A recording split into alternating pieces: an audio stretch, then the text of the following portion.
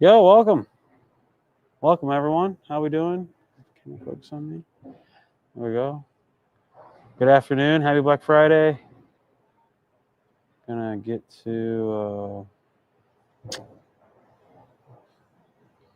Mikey Tang just posted a video. How about that?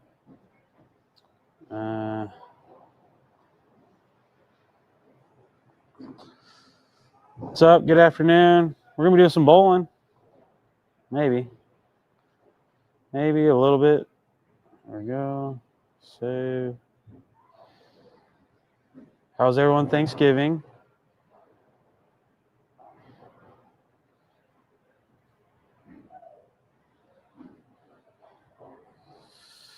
All right. Oh.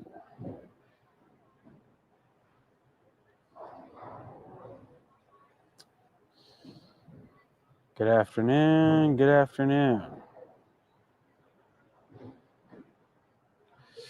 Did anyone watch our bowler impersonations video? That I completely botched, man. I completely botched it. Really kind of sucks, but that's okay.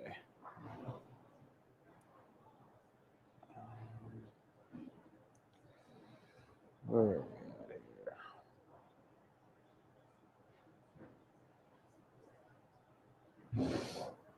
What's up? Good afternoon, everyone. Yeah, dude, the Pete Weber one, I was gonna do that. You think I am, but then I threw the shot and I thought it was gonna go in the gutter, and it just like completely threw me off, man. But to be honest, what I should have done was when he gave Michael Haugen the business. Those are the fun ones. Or that was a fun one.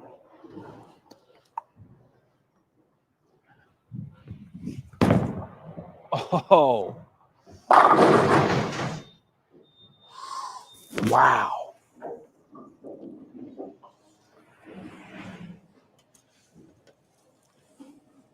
Oh, wait.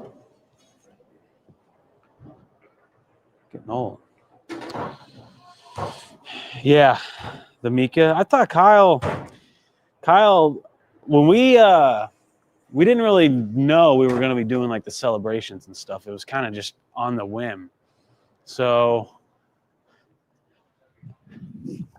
even though Kyle, like, I mean, doing Parker's impossible. A couple of them are impossible. Glenn Comita, what's up, brother? Good to see you. Hope your Thanksgiving was good. I'm gonna pin a comment to this video because we are having 25% off our website. So I'm gonna at least try and pin a comment. I don't know exactly what we're doing. Did anyone see that crazy Chiefs game yesterday that pissed me off?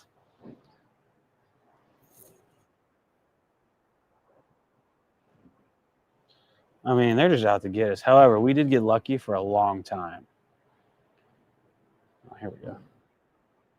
You lost picture? No, you didn't. You liar.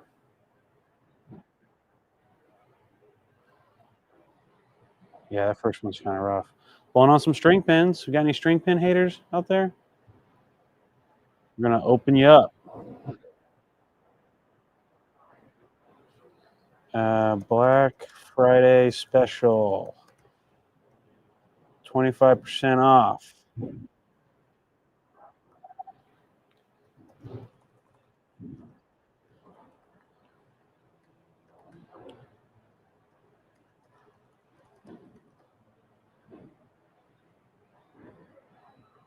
Wait, I think I should be doing that.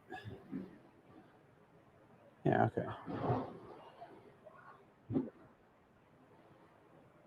Wait, didn't do the link. I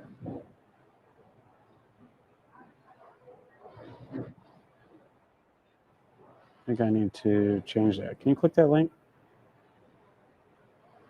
Works on anything. So we have a few products. We have t-shirts, coaching products, master lining. our Brad and Kyle membership. However, bowled a tournament here this weekend. Got waxed. Got any regionals in Missouri? I don't think so. We're going to the Super Bowl. The Chiefs? You talking about the Chiefs? Are there any Black Friday tournaments? That's what we need. Because there's tournaments everywhere Wednesday, but there's none Friday.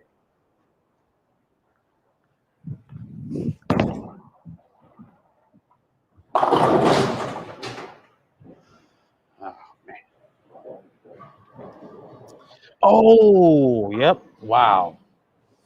I cannot believe I didn't tell you the promo code. Let me repin that. That's why I hang out with you guys. Chiefs don't have a chance to win the Super Bowl. Dude, do you know what you're talking about?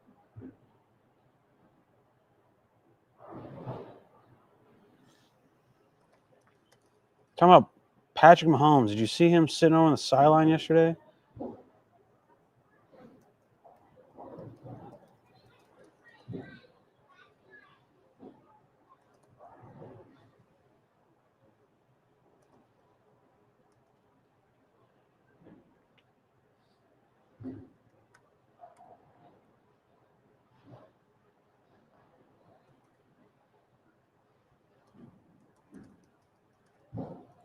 BF25. That's what it is. So merch, you can get 25% off Master of the Lane.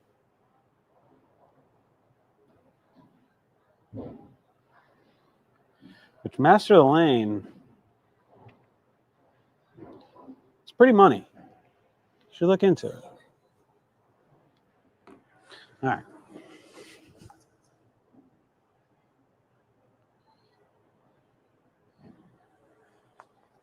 It lasts all weekend. You're good. You got time.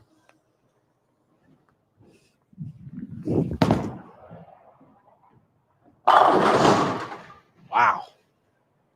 I didn't have one strike like that Wednesday. Hey, Brad, bowling in different climates professionally. Have you experienced having to bowl under the weather? What are some tips? Meaning like you're sick? Yeah, dude, just bowl on tour. Everyone's sick. We're in Detroit in February. We're just locked indoors. I don't know.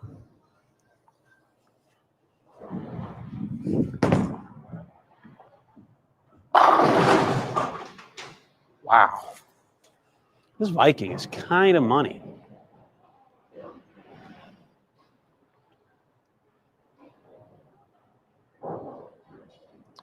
Yeah, so kind of depends on what under the weather is. If you just got typical cold symptoms, I mean, you basically just do everything you possibly can that helps you feel better. So drink warm liquids, get some good sleep.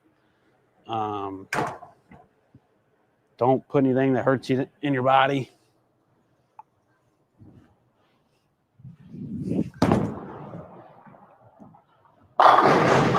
Wow, this must be a fresh house shot. But it's easy to be pretty irritated when you're sick, and this game really is very irritating. So you got to be patient with yourself. You got to But then there's times where you're sick and you're just kind of lifeless, and you just don't quite care, and you actually end up bowling really good.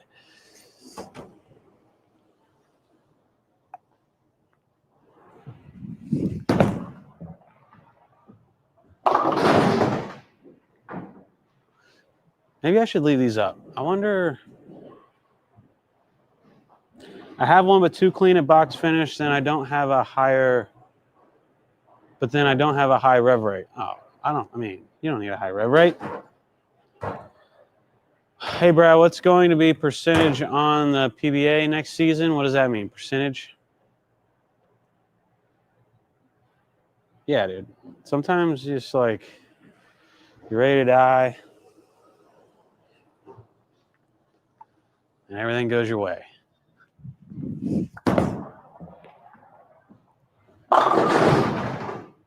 See, that's the difference between hitting it and not hitting it. I was hitting the 2, They go perfectly through the pins, and then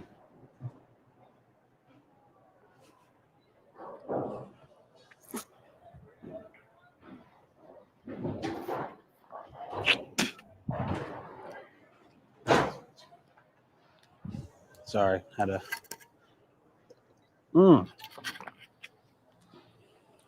Hey, Mike.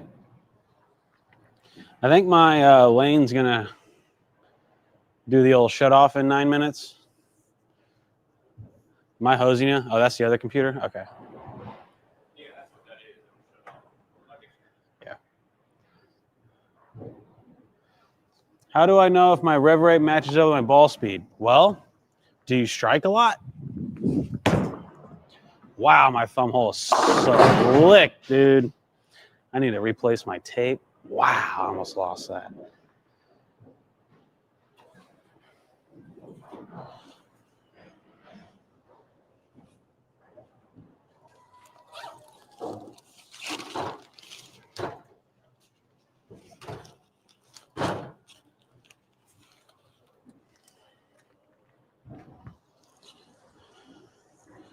Yeah, generally, I mean, you should have room at all times, even on sport shots.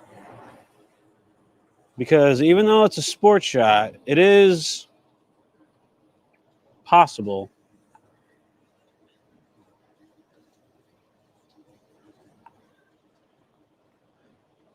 wow, maybe I'm just greasy.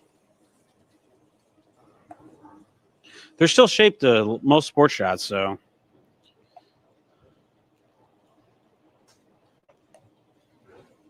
Huh.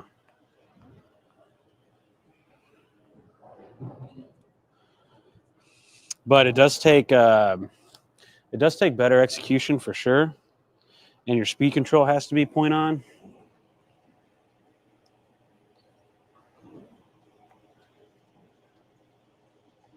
But all right, that'll do.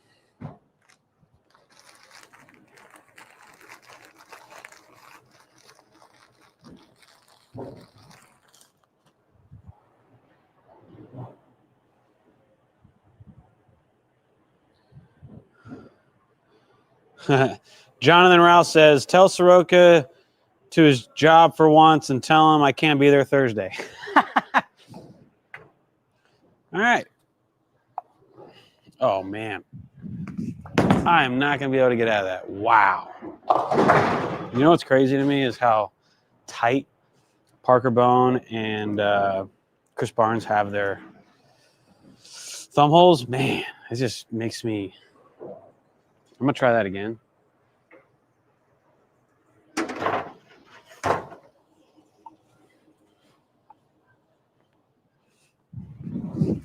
Oh, my goodness.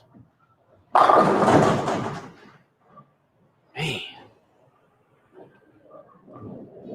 I have early timing. Ball's in good position after third step. My ball comes too quickly. Starts down just before my fifth step. My backswing is shoulder high.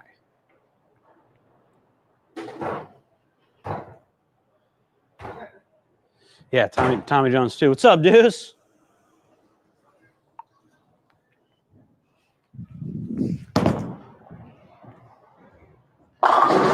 I don't know. Maybe there's something to it. Maybe I need a little tighter.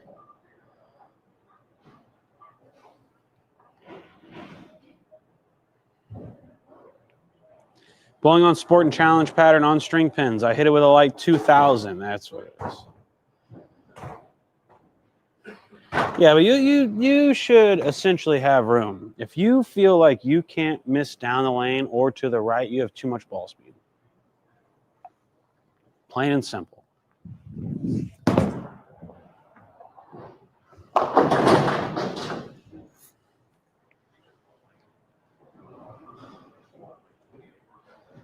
I tend to drift about 5 boards right during my approach. Is that something I should work on eliminating, or is it okay as long as I'm consistent?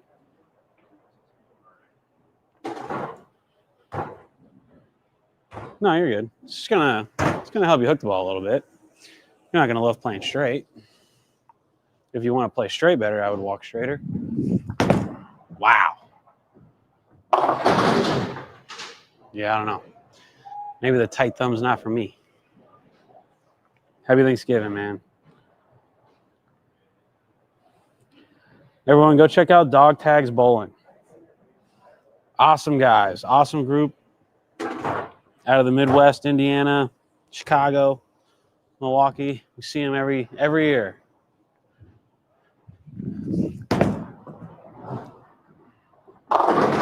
One of the only people to get Kimberly Pressler on an interview. Very impressive, by the way. Any advice for Missouri bowlers going to join the PBA? Oh, man. I don't know, man. I feel like if you are asking that question, then I don't know. You need a lot of work.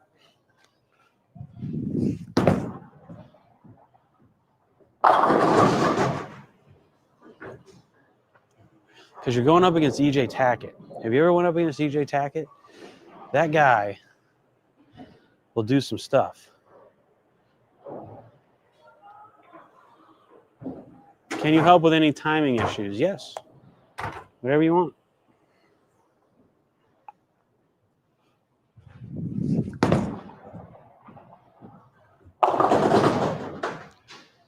Whew. Have you thought about going to a clinic? We'd love to have you at a clinic. What can I do to work on fixing early timing? Okay, so delay the ball. Just hold the push away for a little bit longer. Get that third step down quick.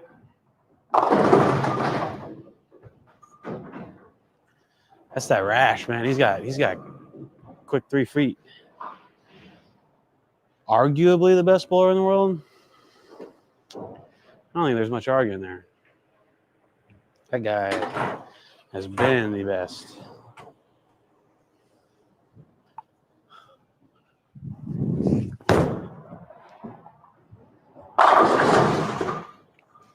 That's really what I need to do a little bit better at is lofting it. That's one thing EJ's great at is he can get like right here loaded. And he's like up trajectory with it. I have trouble staying up the back.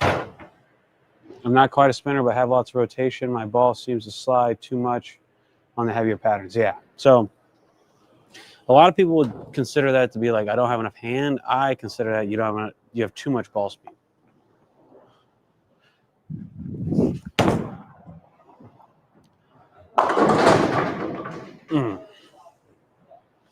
That hooked. Good. Hey, Amina. Good to see you.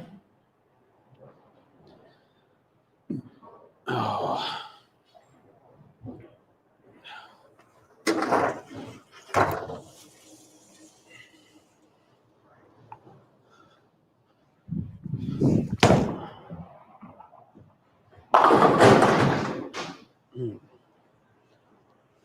Can you guys see the pins?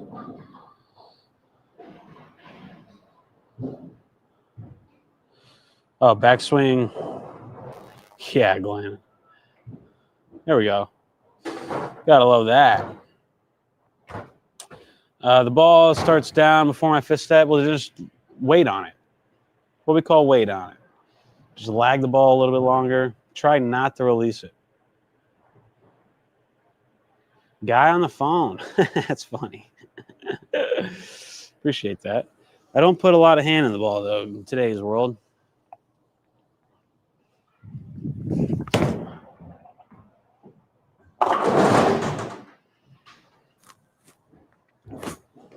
Trying to, though. Move the camera to the right. Yeah, I was kind of worried about that. That's better.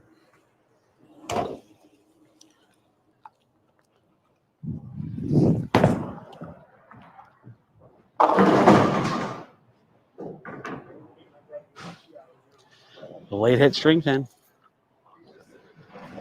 I'm on the coast in North Carolina. Do you all have any clinics near the East Coast? Yes, so we have one in Allentown, Pennsylvania. It's not Yeah, you're North Carolina, so it's not too bad. January 18th. So Allentown at Steel City, Bowl and Brews.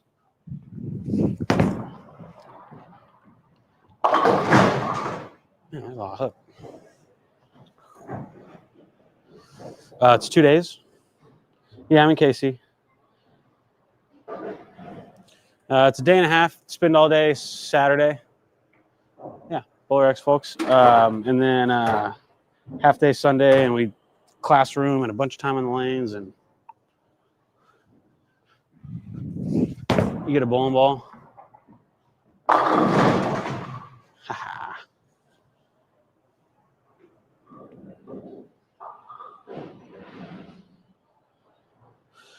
Just go to, I'll put a link. Go there and click on clinics. And then we also have one here in Kansas City. Allentown, I don't know if it's his hometown, but he's around there somewhere. I think his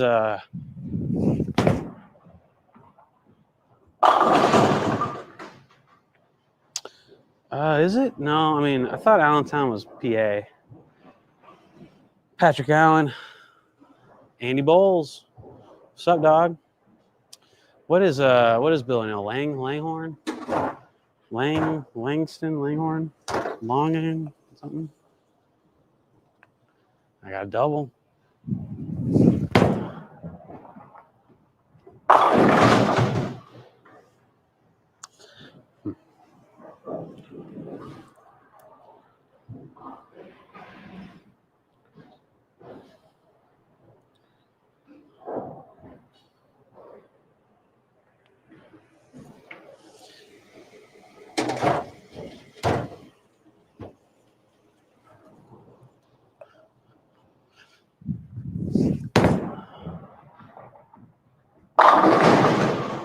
Man, when you hit flush on string pins, it just looks nice. Anybody bowling today? Everyone has to go back to work?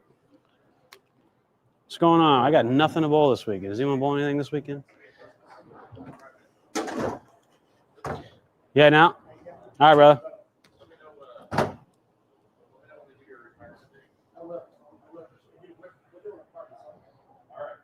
Still enjoy. Kevin Anderson, I appreciate that. How much does the average PBA player practice per week? I don't know. Kind of depends on the person. Not as much as you would think, though. Huh. Won the 9-pin yesterday. Right on. Tuesday night league. I bowled a league the other night.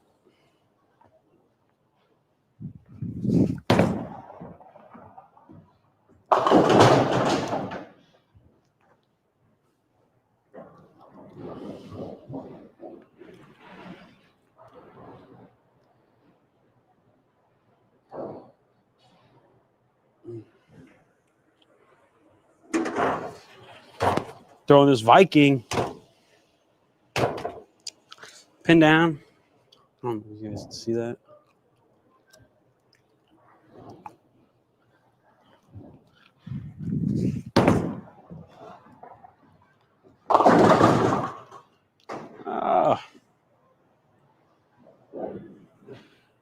My first tournament since coming back after 10 years is tomorrow. All right, good luck. Yeah, I mean, try opening up. I mean, try and error most stuff, for sure. Open the hips up, start it, open, see what happens. If you need a little bit more, try it again. But if you can't get the ball going to the right, don't necessarily just focus on your hips. Focus on your shoulder, too. That thing's got to stay back. If it comes in and closes in.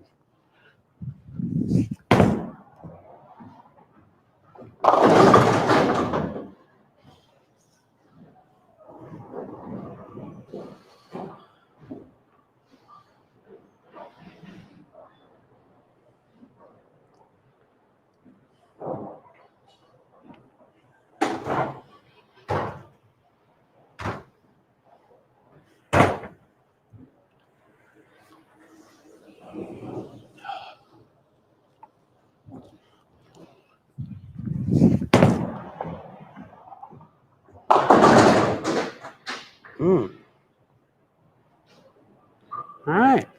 It's kind of hard.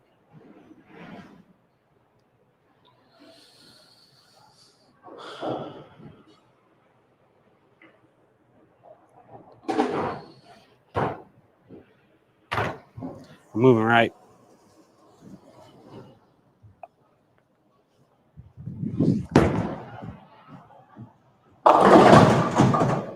Oh, yeah. That's what we're doing.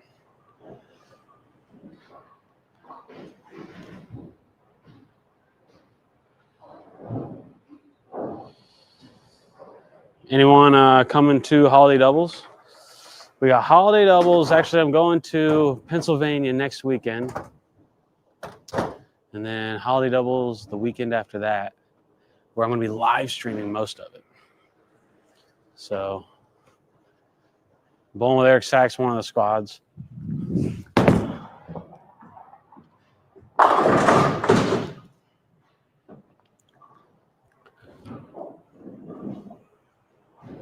So that's going to be fun. What's your favorite hotel in Vegas?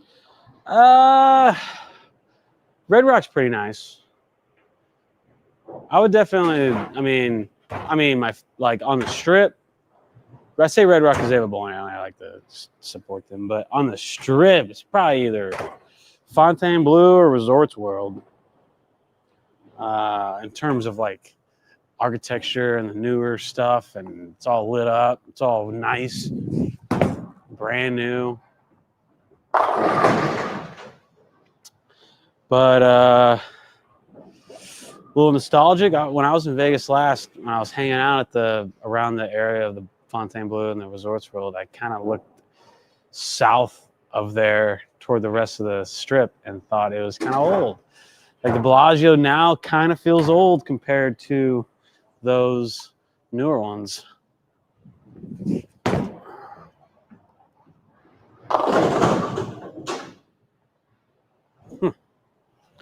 This is a nice thing to practice on. Hello from Ohio. What's up, Dave? The Michael Marcus, I think it's in Allentown too. It might be in Scranton. Not exactly sure. Pretty cool tournament. Am I working on anything right now? Right now I'm just kind of warming up. I'm going to Vegas next month for a tournament. Which one? Where's it at? We got. I wish we ran more tournaments at Red Rock. Man, I just wish we were associated with that place. That'd be awesome. It's super nice there. But we mostly bowl at Gold Coast, Orleans, and South Point. Yeah, South Point.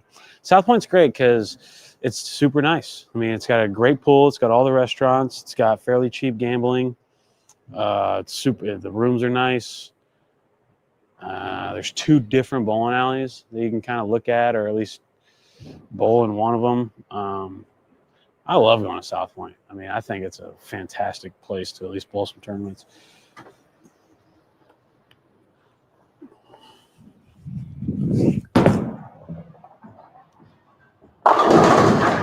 We went to Reno last year for like 2.5 weeks for the World Series, and we had to stay in the hotel, the rooms in the hotel. And it's not bad, but downtown Reno is not super amazing to spend 2.5 weeks. But South Point's kind of away from everything and just kind of relaxing.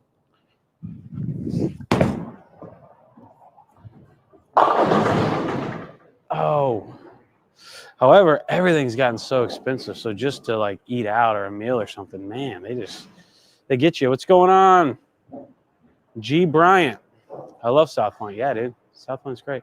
What's up? From Wisconsin. It's a huge college bowling tournament. And so, okay. Yeah. So we never went to that one. I went to sectionals one year in Vegas for a college tournament. Outside of that, I don't think we ever went back to Vegas.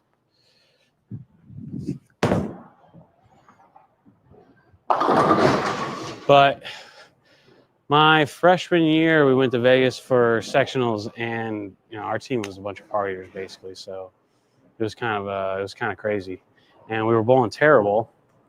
And I remember Ryan Council gets in the huddle and gives us like all this crazy big, motivational speech. We flipped it around, man. Ended up making it.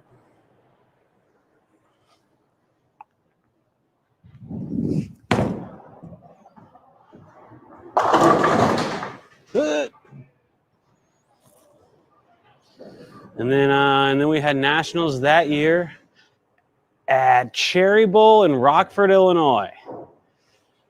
Anyone familiar with Cherry? I'm pretty sure it had the like the red gutters and maybe wood lanes back then. I'm not totally sure if it was wood. However, speaking of wood, I bowled this tournament in Oklahoma City this past weekend.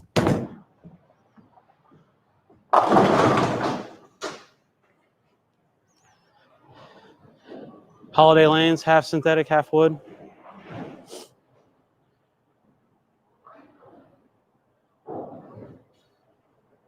The Japan Cup, yeah, I went to the Japan Cup one time. God, by myself. It was pretty nuts. It was like my second or third year on tour, and nobody wanted to go, so I accepted. It was really neat. That was one of my favorite experiences ever.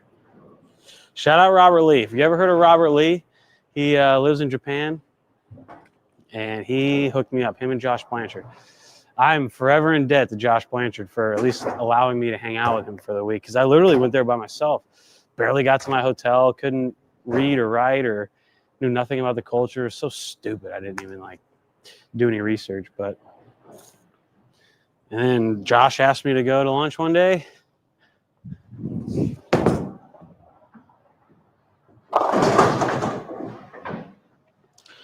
And then that was with Robert Lee, and Robert Lee basically took care of everything, man. He made sure we were ordering the right stuff and what is what, and he told us where to go and what to do, and he picked me up and chauffeured me around, and he took me to the airport at the end of the trip and booked a hotel room for us. And I'm just I don't know what, I would have been literally by myself in Tokyo, which I kind of was anyway, which was fine. I was 24 in a new country, I was just living the dream. I actually went out there to bowl the PTQ. I wasn't even actually in the tournament. I missed the PTQ by one pin.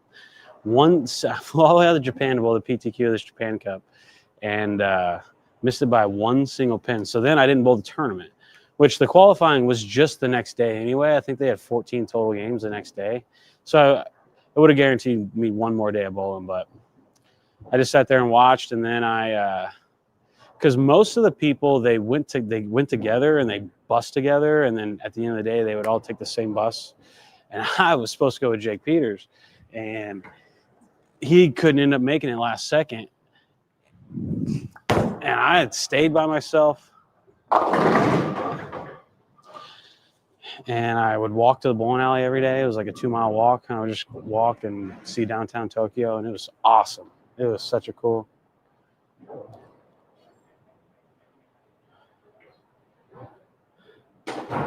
My choice, wood or synthetic? Dude, I'm choosing wood. I'm choosing wood all day long. Give me wood. Bring wood back. Hashtag save wood.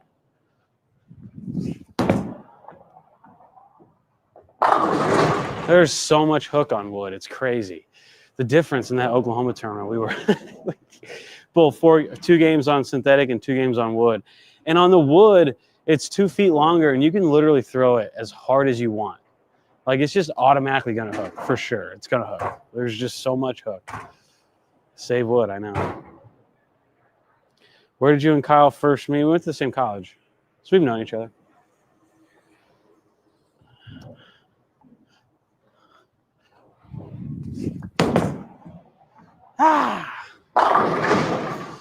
Look at that. I need to camp there.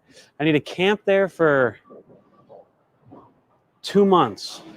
And get every touch, every angle, every entry angle, every roll, every speed, and just lock it in, because that's where you spend most of your time. But now everyone in the industry can hook the ball really well, so it's very hard to gain pins hooking the ball.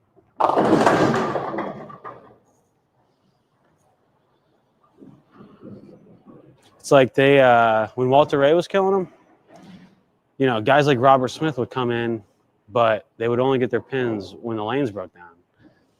They would struggle on the fresh. Walter Ray would shoot his 750, and then when they broke down, he would struggle, and then Robert Smith would get his pins, and it was kind of hopefully there was a decent mix, but Walter Ray ended up having a hook game too and just made it work. But now everyone hooks the ball like crazy. I got a four bagger and I yank it.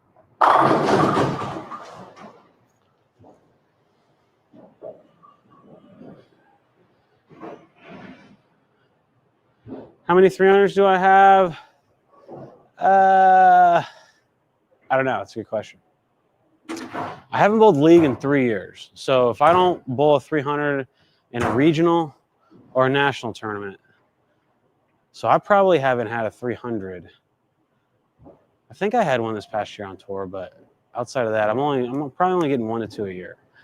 But I probably got around 60. Maybe. I stopped counting around like 40 or something. How do you register for the January 18th clinic? Here, go to Brad and Kyle. I'll just send you the exact link. Straight to the page. So the clinic on the left is the one in Allentown. So just click on it, and then you should just be able to purchase it right there. My husband has a hop at the end of his delivery. He's always done it, but wonder that's kept it from improving. He averages 200 on house. No, not really. I mean, it's not ideal, but that's not the first thing I would like.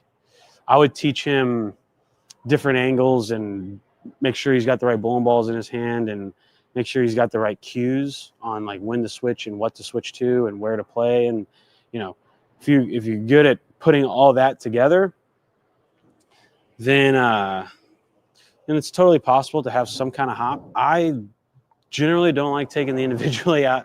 I mean, if we look at this, see, you can hop. I think the hop would take care of itself once other things get worked on.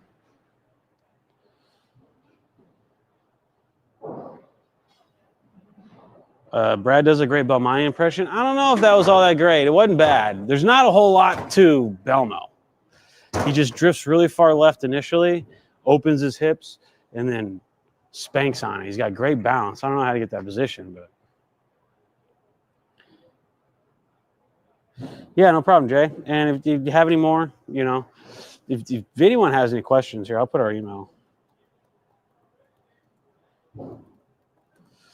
And if you ever have any questions ever, just send an email to that. What do we got? 6 in a row, dude? Holy smokes. I'll go with the hop again. Oh, that was bad.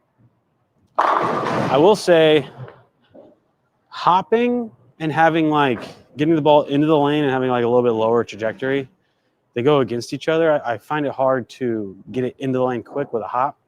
So that's where I don't mind him having a hop, but he's at some point going to have to lay the ball down into the lane to create some kind of different angle. It's a really nice adjustment to have. And I think once he kind of learns that, the hop will go away. The Norm impression was better. I actually was impressed with the Norm impression because I held the balance really well, and it was like a really straight shot.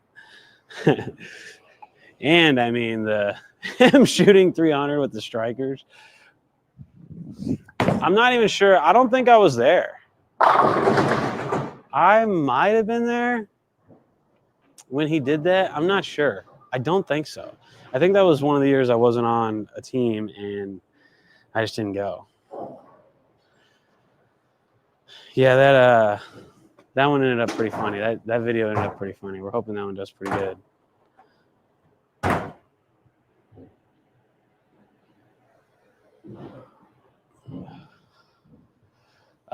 Seven bagger? Wow. Oh no.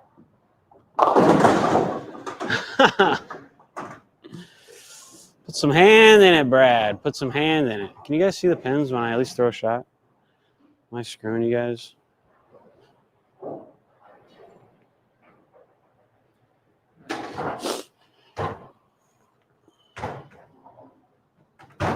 Wow, your dog passed away? I'm sorry, brother.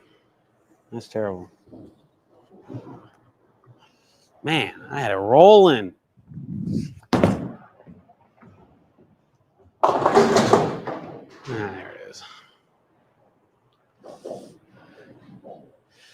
As the PBA majors going to raise their place checks to 200K? Nah. My highest series is 858, maybe. I think it's 858.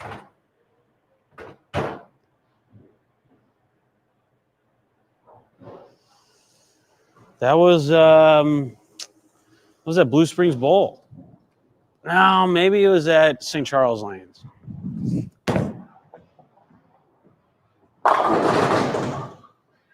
Look at this. I got an 848 and 858. I think the 848 was Blue Springs Bowl and the 858 was St. Charles Lanes. Coming to the Bradley this year, I think they changed the time. I think it's in March now. I lost the NBA 2K and now I'm sad.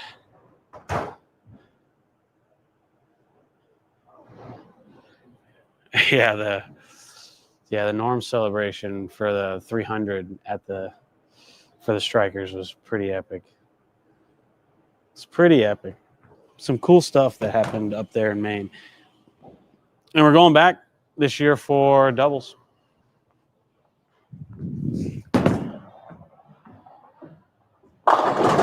No hand.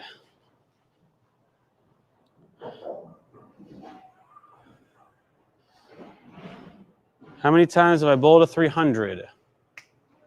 I don't know, 50.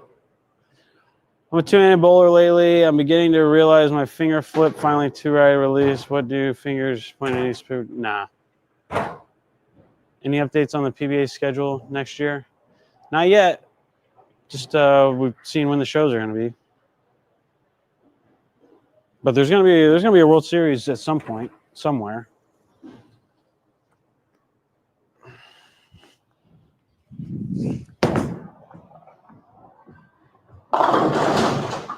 I don't know when it'll be. It'll probably be just after the CW season, 10 weeks. And where could that be? It could be in Reno. It could be in Vegas. It could be in Detroit. But I think we go to Detroit this year already for the Masters. Probably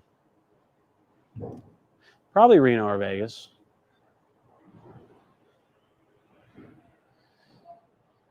Yeah, when they get it totally done, they'll email us the schedule. Yeah, like when we have to be there and the formats and stuff. When I go practice, it's on house, and then I bowl on sport patterns for tournaments. What do you recommend to work on while bowling on house? I try to work on spares in different lines and angles, different speeds. And anytime you start hooking the ball on sport shots, you need slower ball speed. Yeah, you might need a few more revs, but you can get a lot more revs if your ball speed's a little bit slower. Does your second step in your approach go left or right or straight? Having troubles with mine. It's supposed to like cross over in front of your first one, because that kind of helps you start to like open your angles a little bit. But if it kind of just goes straight in front of you, I think that's okay.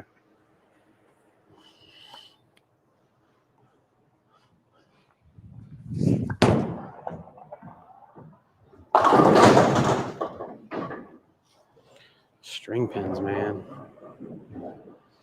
You already, Amina. Slow ball speed's nice. Slow ball speed is where it's at.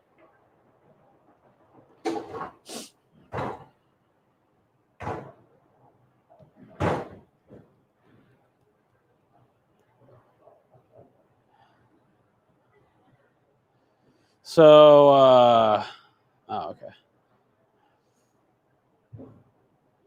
So Jonathan Forsyth, are you in this live right now? Because you just signed up for our membership, brother. Appreciate it. I've been waiting on slowing down for the past month. It's tricky. You got to take everything out of it. I mean, you got to take everything out of it. So you can't expect to throw the ball a little bit slower and still have like a fast, large follow through. You got to really get down to a gear that you're probably not comfortable with. But you'll notice that you don't, like that right there, that was probably 13 mile an hour. You'll notice that the momentum of your body creates all the ball speed. You really don't need to do anything at all. And whenever you get that feel where it's kind of just your body's walking and then the swing just comes through, trust me, it's a initially it's a much different feel. It's kind of like the Chris Prather effect, right? Like he looks like he does nothing to the ball. That's normal to him. Most people, that's not normal to do that type of tempo. So when you actually do it, it's going to feel pretty awful, but then you'll kind of realize what tempo feels like. Before we just like get in this approach and we try and like hit the ball and you're not really like feeling the motion. Once you kind of do, it's like, oh, I don't have to really do a whole lot. I can kind of just like set the ball out in front of me and the roll's already there. And now you got to have like a strong position. You know, you can't be on top of the ball. But if you're in a strong position, I mean, all you got to do is just create the momentum. The rest does itself. How do you improve on lane play? Well, you got to get out there and bowl a lot. I mean, you got to see what the better bowlers are doing. You have to see how the better bowlers are playing the lanes, what balls they're throwing.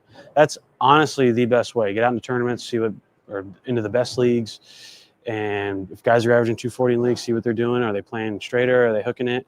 And try and do what they do. And when you can't, just kind of work on it a little bit. You know, ask questions, get some coaching, whatever. But there's only so many things you can do. There's only so many angles you can play, and there's only so many balls you can throw. There's speeds you can throw and rev rate. There's a great bowler in all categories. So however you throw it, there's a great bowler somewhere that's making it work, whether it's slow ball speed, whether it's no rev rate. And so you can be a 220, 230 average bowler with slow ball speed and no rev rate. Similar to like what an aging guy would be, 70-year-old guy, like a really good bowler, like I know he was a Hall of Fame legend, but when we went down to Jensen Beach Bowl, the guy that down in Florida near Port St. Lucie, Nelson Burton Jr., you know, he's like 75 years old, and he's still shooting honor scores out there. And yes, he knows what he's doing, but the fact remains is if you kind of know what you're doing, then you kind of realize you don't need a whole lot. You need to be able to, you know, create the right entry angle for the most part. But if you don't have a 550 rev rate, well, then you got to let the ball have a lot more time. If you're two-handed, you kind of automatically have the rev rate. So then it becomes a game of like, all right, how do I drill this stuff? How do I learn how to play straighter? Like you attack your weaknesses, which is playing straighter, having less rev rate, like killing the ball. That's harder for two-handers to do. So when you don't have the rev rate, you work on your weaknesses of playing left, slower ball speed, giving the ball more time. It's easier to get your hand under it when you're slower. 3-step, 4-step, like really dumbing down in a very simple game, which is why you don't need a lot of rev rate, because a lot of times the simpler the better in terms of hooking it, because you get a lot of less errant shots. So and if you look at a guy like Norm Duke, I mean, he's got a shoulder-high backswing, and he's got fast feet. He creates his momentum with his feet, and then he just kind of like lets it go. He gets in a good position. Obviously, he's done it his whole life. He knows what he's doing. But you can still get to be a really competitive bowler with not a whole lot.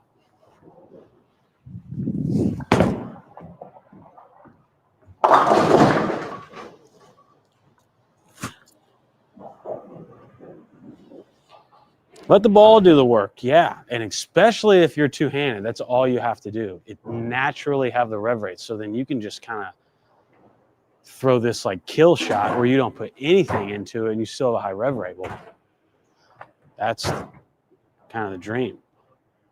But most people, including the high rev rate guys, they probably throw it a little too hard still. And the oil's getting to be pretty thick in a lot of these centers. If you bowl in an old center that's on wood or something, it's a little different. Wood, you almost don't want rev rate. Wood is a crazy deal where you can get a lot of different hits and a lot of different ways to get the pins to go down.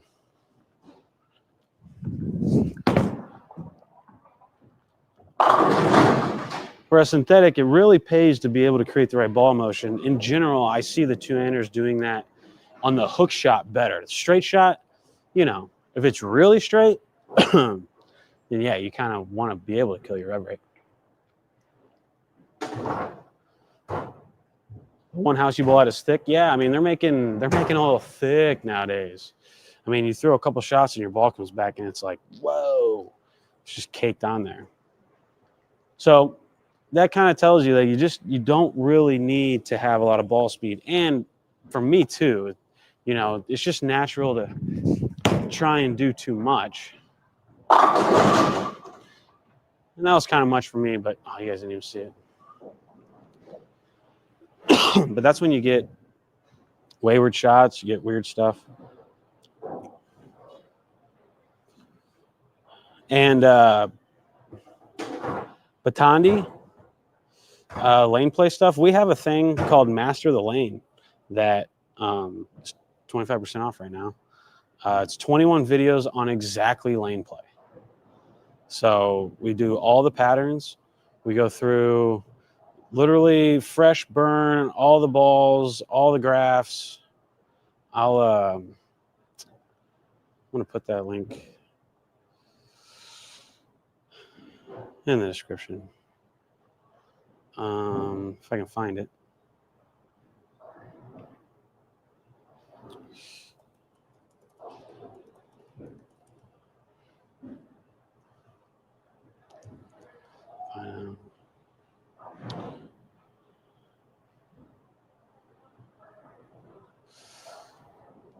Yeah, so this Master Lane, if you have any questions, lane play wise, I mean, we cover it to the best of our ability in that Master Lane.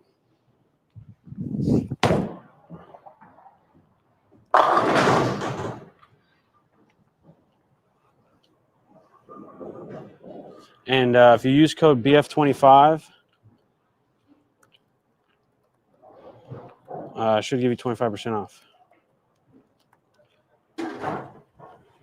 I'm a bowler, but it's hard to curve. Any tips on the curve? Slow ball speed. Or go two-handed.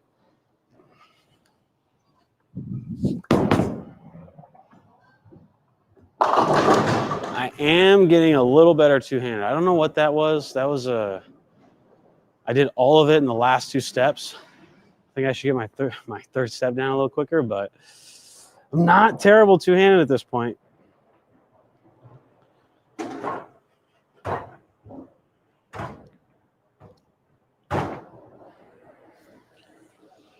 All right, let's try again. We got a four-bagger.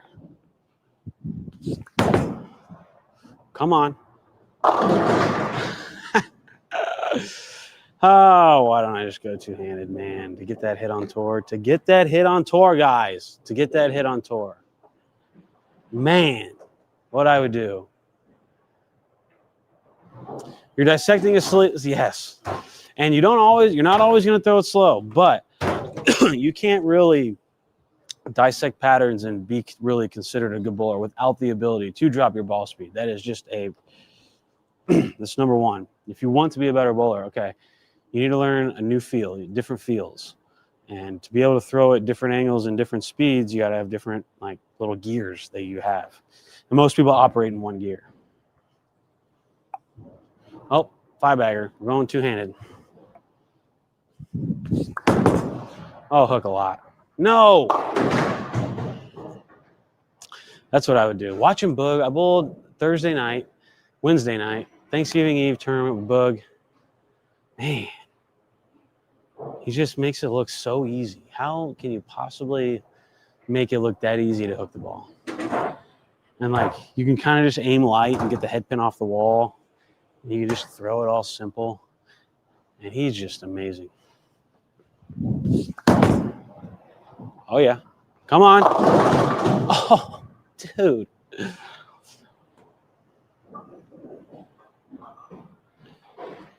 What ball is a great ball for like a beginner curver? Any of them. They all kind of operate in the same window. You can even the Luke Bowling. Yeah, dude. What do you want me to do?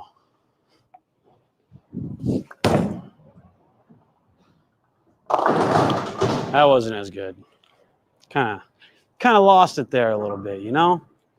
I'm playing straight up the lane and also playing deeper. It's harder for me throwing a 12-pound ball, but it's fun. Dude, what are you doing throwing a 12-pound ball?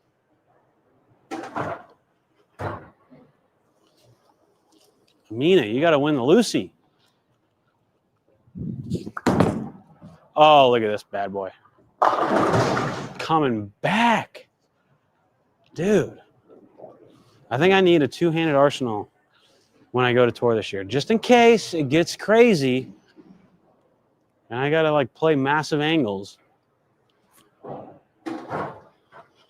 And I don't really need to be like amazing. I just got to have one shot, one line. Oh boy. I need some work.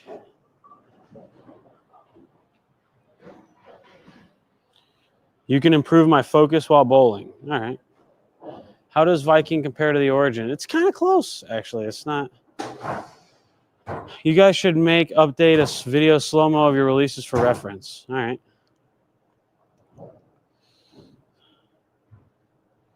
Like your focus. Oh, how can you do that? Oh, you want to know how to improve your focus? I don't know.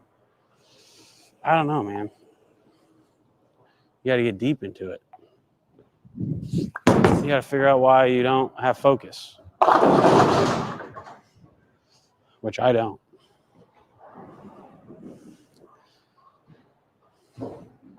What's everyone doing tonight? Eating Thanksgiving leftover? How hard is it to go from one-handed to two-handed like Darren has done? Do you think Darren is better now than he did? Yes, Darren is better now. I don't want to bowl that guy. One-handed, I'd be like, all right, I'll win some. Two-handed, I'm like, ooh, I don't know, man.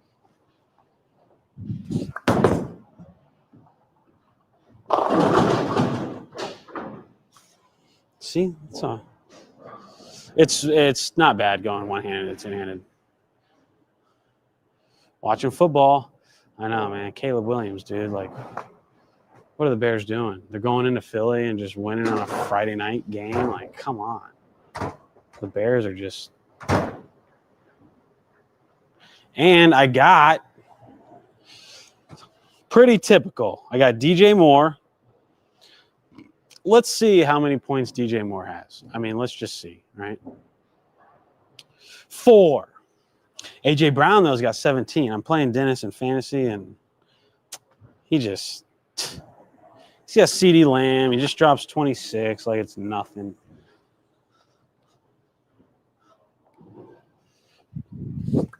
Oh, wow.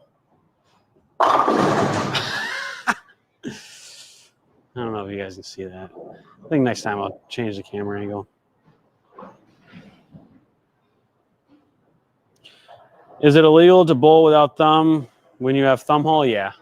Yeah, you got to take all the... You got to take... That's why there's no weight holes anymore either. You just can't have any unused holes in the ball.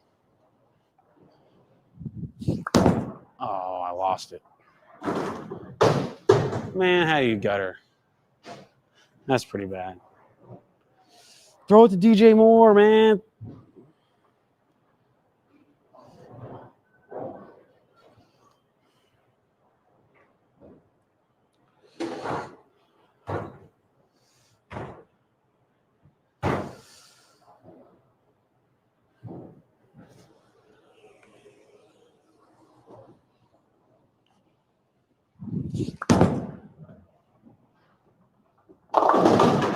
I think I'm losing it a little bit. Can you fill the hole with a ball? No, you can't. Not on the PBA anymore. You can't use anything plugged. So even if you change your pitches and there's enough plug showing, they won't let you. Just because, you know, I don't think anyone on the tour at this point would cheat. I just don't. I mean, you can't say for sure because...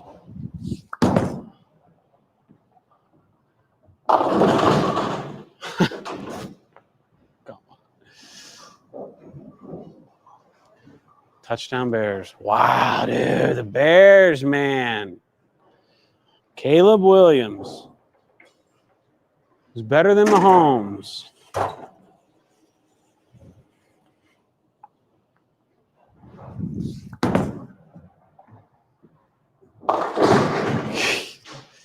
That was my one-handed. Can you switch from one-handed to two-handed in the league? Yeah, as long as the ball doesn't have any unused holes. You'll have to have a separate. I mean, league might be a little different, but I'm pretty sure you still got to have balls without. All I've had like 50 300s. I don't know. I've lost count.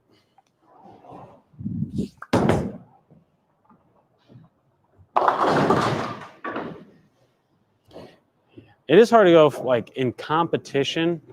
I think it's eventually going to happen if there's ever a time where being one-handed is an advantage. There are times. It's just kind of everything's a hook shot right now, so you just won't see people going to one-handed to do the hook shot. Unless it's on like wood or something. Something needs to be a pretty specific deal where rev rate kind of hurts you a little bit. But going from one-handed to two-handed, it's totally possible. People are going to get really good at it and kind of be able to do both. But then you eventually do one a lot more than the other. And then you kind of lose, the timings are different enough to where you kind of lose feel of the one-handed. However, Darren shoots his spares one-handed, which I would suggest just to be safe if you're going from one-handed to two-handed, just because you already kind of know what it's like. But without a plastic ball, two-handed are kind of hurting. They're fine with a plastic ball. I'm not saying the plastic ball is ever going to go away, but I don't know. I mean, the two-handers are some of the best spare shooters on the tour, really. But if you ever need a time where you got to kill the ball,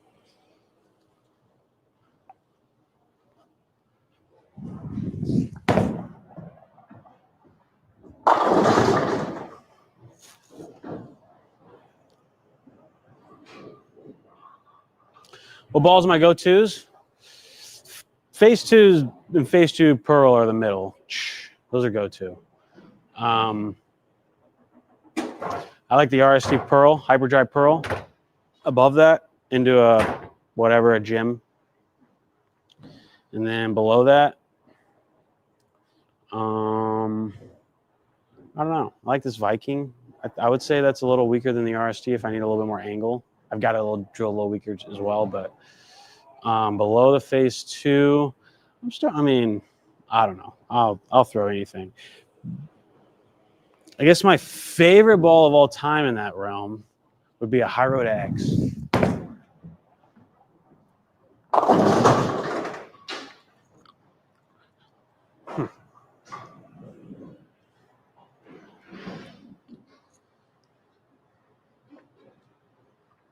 Later, Talk. Coaching in football makes a huge difference. Look at the Seahawks and the Bears, new coaching winning franchises. Yeah, dude. It's got to be tough to be a coach for one of those teams. Did I play other sports? Yeah, I was a soccer player. I was watching the legend Walter Ray bowl left-handed the other day on YouTube. I think he has surgery on his right shoulder. Yeah, that dude could throw it any way he wants. He's just a good bowler,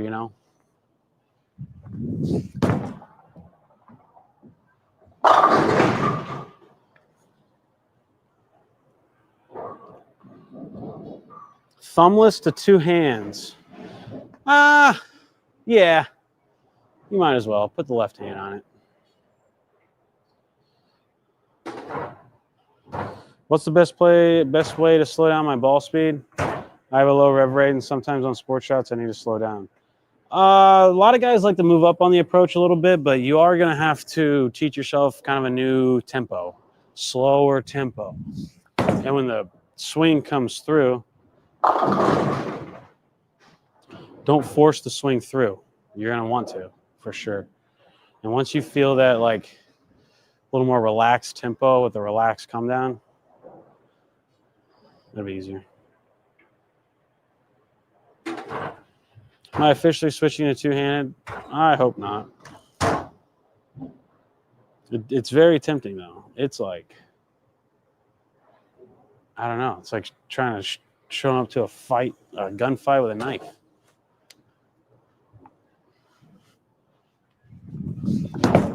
Wow.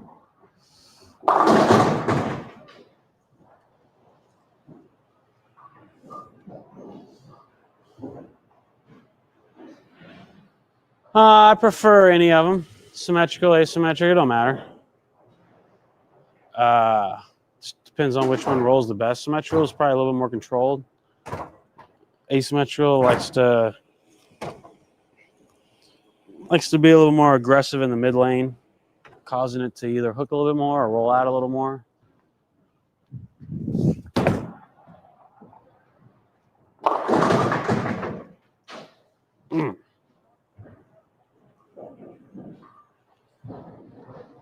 What are some ways to stop my ball from jumping off the spot, even the level overreacts to my house shot? I'm two-handed.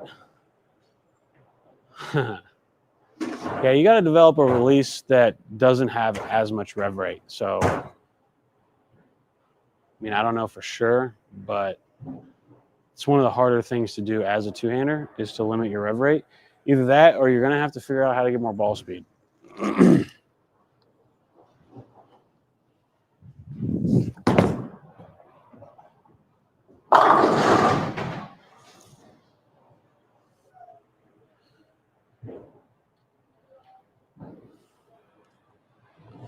Do you feel like all the things that went into making you a good one-handed bowler will be wasted? I kind of feel like that, especially having spent so much time on my thumb fitment.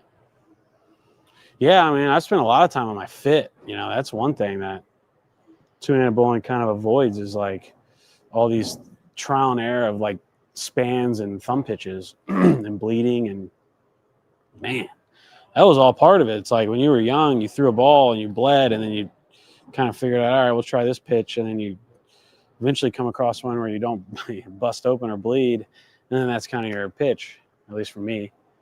But it's kind of nice not have to worry about that. One-handed, I mean, yeah, the game's just nice to have rev rate. I mean, it's hard not to, however you can get it. Rev rate plays.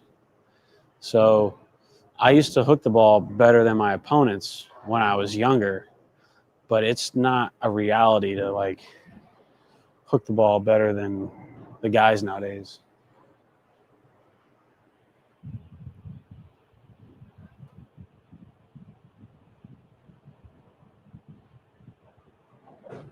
So it's very tricky in that regard. Yeah, I mean, you gotta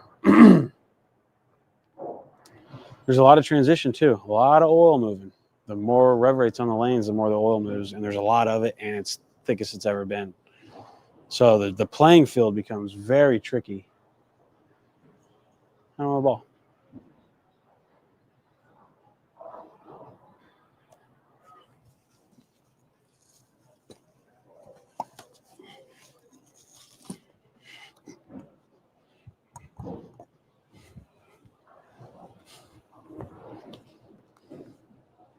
But, I mean, I bowled a tournament in Oklahoma City that past weekend, and they were so hard.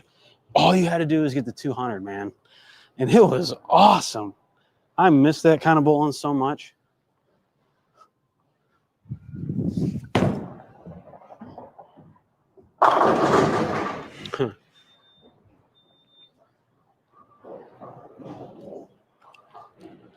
Best way to increase ball speed, you're going to have to create some lag and some momentum, both of them together. So lag being like, don't try and release it so soon.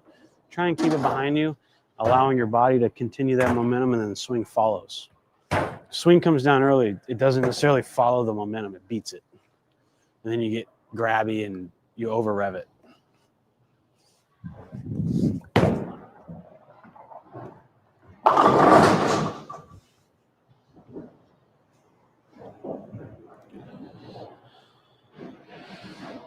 String pins. Would you come out to Germany in the summer and bowl the Euro Challenge? Yes. Is that where you are? Are you in Germany right now? I would love to come out to Germany and bowl the Brunswick Euro Challenge. Although the internationals are good, I will say.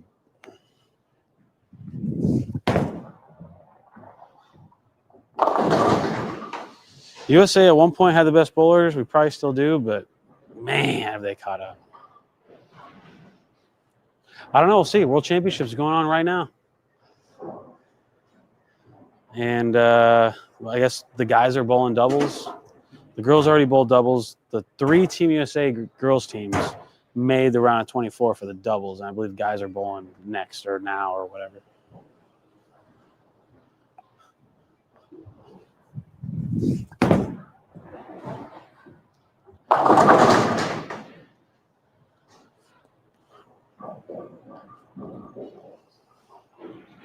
Ah, you're stationed out in Germany. That's cool. Yeah, I've never been. I've only been to Sweden, Japan, and then Kuwait. We went to Kuwait. That was neat. We made some vlogs from Kuwait, and then we laid over in Amsterdam at 7 a.m. So Kyle and I, we had a 7-hour layover. So they allow you to leave the airport, and we went in downtown Amsterdam and hung out at 8:30 in the morning. The town was a total ghost town. There was nothing going on.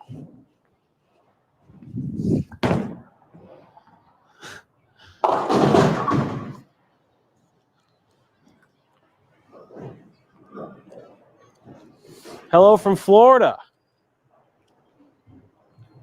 Yeah, dude. Florida rocks. Yeah, Kyle does pretty good too. And I mean, yeah, Kyle deals with injuries. So if it ever gets to a point where Kyle doesn't have to deal with injuries, then yeah, I would assume he would go two-handed. He's pretty good at it.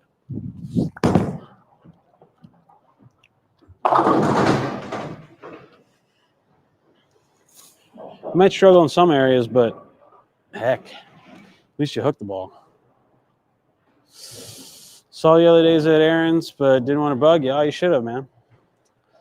I'm here all the time. Do you practice on house or sports shots? Do you mostly ask for sports shot to be put out? No. I've been bowling enough to where I don't really care what's out when I practice. I mostly need to just get a ton of reps, get the arm float in, get my balance right.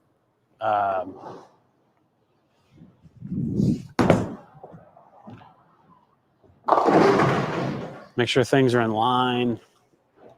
And I can tell immediately whether it's a house shot or a sports shot if I'm executing it well based on my ball motion. Now, house shots, if you're dead in the easy part of the house shot and you're throwing shots and you're striking, yeah, it might not tell you much, but I don't normally do that. I normally do some foul line drills.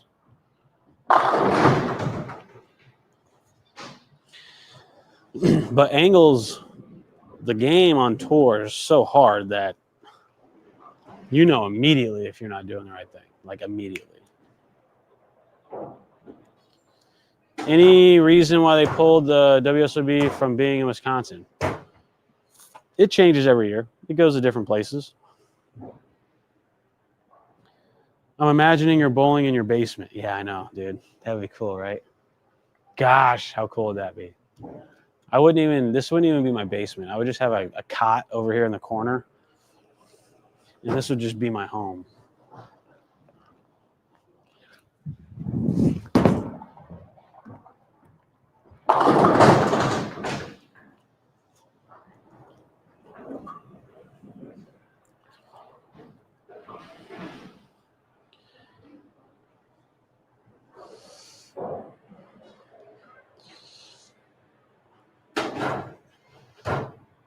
But a lot of people have. I know Marshall one time, I think it might have been Germany, actually. He was bowling the Brunswick Euro Challenge. His hand blew open, and he finished the last 4 games of the block two-handed, and he made the cut. He shot what he needed to shoot, 220, 210, 220. Oh, man. But it's kind of what you're dealing with on tour.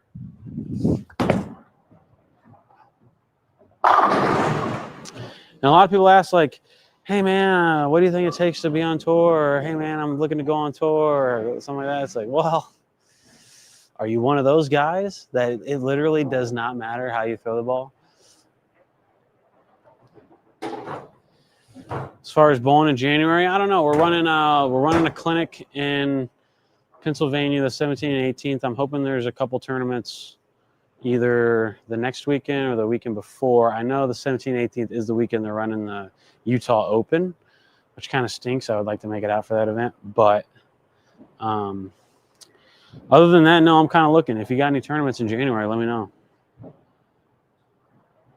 Consistent head stability, like the actual, like your mental game, or actually keeping your head. Because I'm not great at that really, but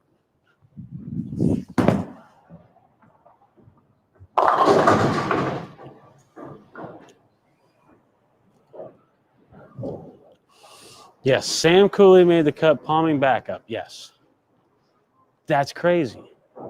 If you're not one of those guys, you might not make it on tour.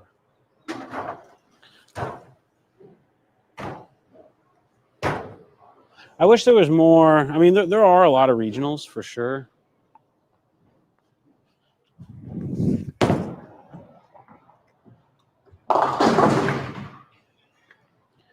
But I wish there was like a lot more opportunity for people to like really get some good competitive reps. Because a lot of people want to bowl. But honestly, if you can get to a regional, that plays, it doesn't play like the PBA tour, but there's enough rev rate on the regional tour now where there's a lot of transition and you get a good sense of like, they're great practice. I love going to them because you got to make big moves. You go to certain pairs and have to make big ball changes and big moves. And it's kind of what tour is. You're just hopping around constantly, making all these millions of adjustments.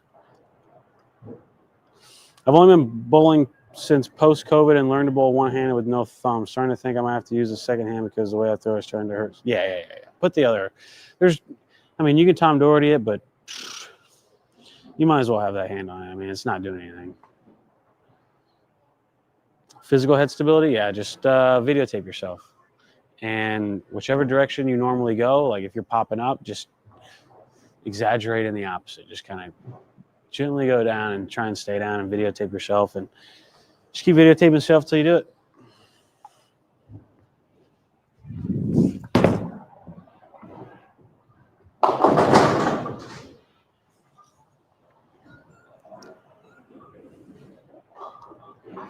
How would I play medium length, heavy oil patterns? I'm going to Vegas tournament in February at South Point. What is that? Is that the TAT? Is the TAT in February? Oh, he's not listening to me. Medium length, heavy oil patterns. I'm going to, yeah. Well, there's no like one way. You just got to be prepared for all ways. So urethane, make sure you have it with some surface. Make sure you have Abralon pads. Make sure you got some cleaner covers, and make sure you have some stronger covers. Make sure you have some asymmetric and symmetrical. You can kind of do that with 6 balls, but if you can ship a few balls out there, it'll make you feel a little better. But equipment is a big part. So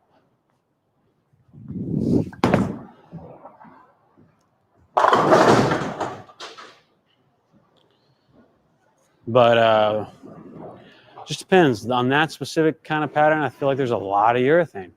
Once urethane goes down the lane, everything, it kind of shapes the lane in a very specific way, transitions the lane in a very specific way. And then it becomes a contest of getting the ball into a roll.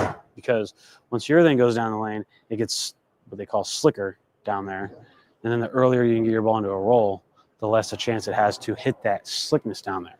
So move back on the approach can get your ball into a roll a little earlier. Just having some slower ball speed. But generally, if the back ends are tight and urethane's going down the lane and you're missing down lane from too much ball speed, you can't bowl good. There's just no way. So you can use some surface, move back. I would say straighten the angle. I'm not exactly sure on how straight of the angle, but if the angle ever gets to being pretty open, make sure your ball speed's slow because that's what urethane does. It kind of allows for slower ball speed.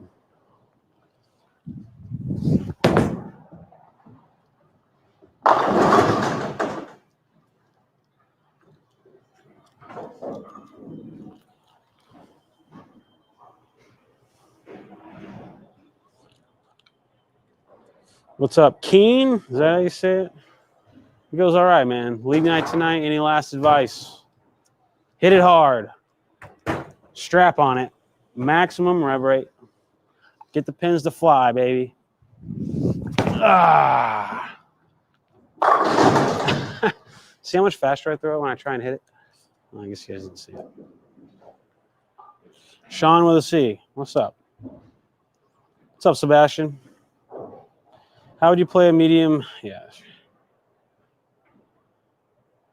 A YouTube patent on this. Yeah. That'd be nice.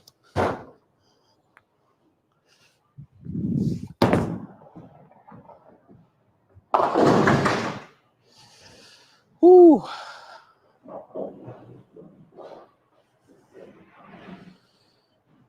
time is it? It's 5 o'clock here in the Midwest. It's 5 o'clock somewhere. It's time for some tequila.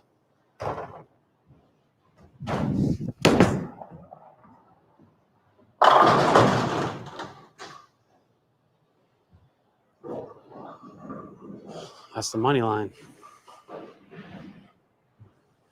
I get confused when bowlers talk about rolling out versus continuous. They sound like opposite results for me. Yeah, they are opposite results. I guess it comes down to the angle. I don't really know, but there's balls that are so when a ball is rolling out, it's too strong. When a ball is continuing too much, it's too angular, it's too weak, it's getting down the lane too clean. But there's also times where a really weak ball will just kind of go dead straight because it's meant to kind of go straight. So if it doesn't ever actually hook at all, then it's too weak. If it's too angular, it's a little too weak. And then you can use some stronger bowling balls, like some asymmetric bowling balls, to try and like control the mid lane a little better. And then you can get some room. But I mean, if you're throwing the strongest ball in the market, it's never going to be too clean. So whenever it's not striking, it's pretty obvious, like what's going on.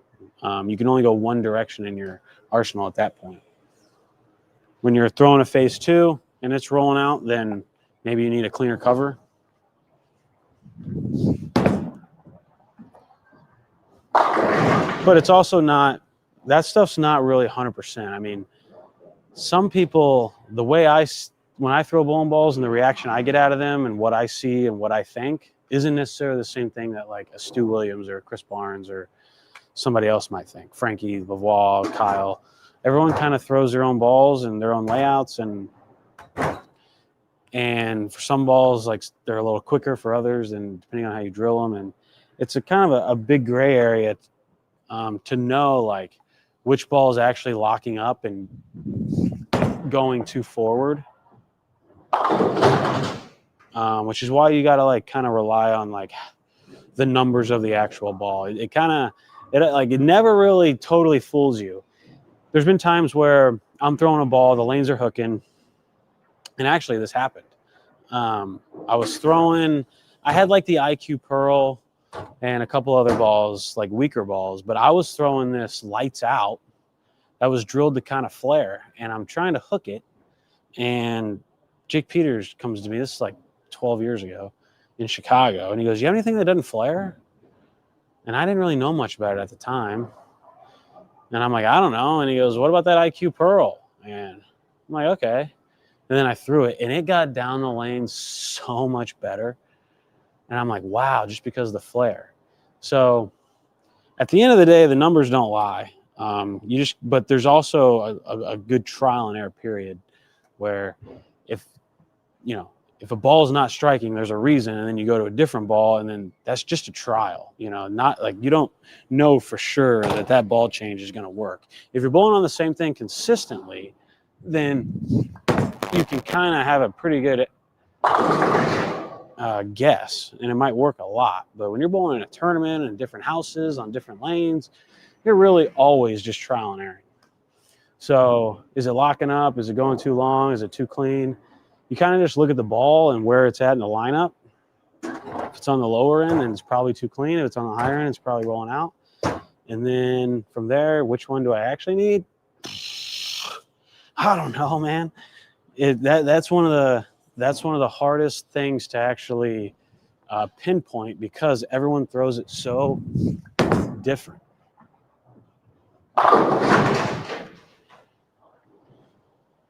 So you have to really trust your eyes. And Brad Angelo will tell you, the most important ball in your arsenal is your eyeball. And it's true. It's like you really, you throw a ball, if it strikes, if it doesn't, then you throw it a couple more times and then you try something else. And then eventually you get to a point where you like certain balls. So you just go to those. It's like, oh, I like going from a phase 2 to an Ion Pro Solid. The difference in differential there is pretty good. So even though the Ion Pro Solid, can be still a fairly strong bowling ball, it doesn't have diff. So I get a pretty big different reaction going to that ball. I like that ball. I trust that ball. So that's the first one I go to. If that doesn't work, then I've got other options. But as you do it more often, you bowl these tournaments every weekend, you just start to go, that one to this one to that one to this one. And I really, if those don't work, yeah, I'll branch out to these. But this core 4 or 5 or 6, that's the. But in order to get that, since it's different from person to person, you really got to go through some trial and error. You got to see what guys are throwing. And, tournaments are only on the weekends. So are you leaving? Okay.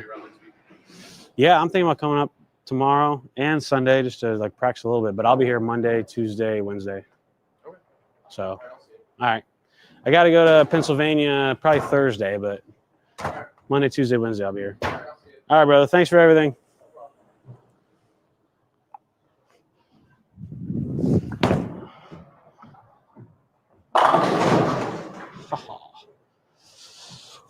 Money in the bank. Like this, like in Oklahoma City this weekend, right? Pattern's hard. 2 on synthetic, 2 on wood. And all you got to do is get to 200, okay? So my first squad I bowled, I was unaware of how the pattern was going to play, how hard it was going to be, the difference between wood and synthetic. I didn't know what my strategy needed to be. I tried a couple different bowling balls that really didn't give me any room. And it's a pattern that, both of them on each side, you couldn't miss. Very difficult. And if you were a little fast, past the head pin. If you're a little slow, boom, it hooked. If you're a little right or left, both of those. So you had to be very accurate, okay? There are balls in that situation that'll make you feel like you have to be even more accurate. Like every little miss is a little bit too offline.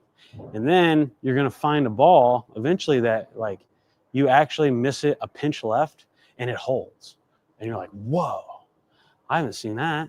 So then that's the ball you go with. And so I was doing that. I was throwing 3 or 4 different balls, couldn't find anything, didn't have any miss room, pulled out this phase 2, and I pinched one left and it kind of hell, it tripped the 4. And I'm like, ooh, that was dead through the nose with every other ball. So then I stayed with it and played around with it, moved a little bit left, see what happened there. Made some misses, see what happened when I make these certain misses. If I miss long, what did it do? And I got a really good idea of what this phase 2 was doing. And then I was able to stick with it the whole tournament. It gave me the best ball motion. I didn't switch balls once. And I had to trial a few different balls before I got to this phase 2. But based on all the other ones, this one was clearly giving me just a pinch of room. And when you need to get to 200, that's all you need.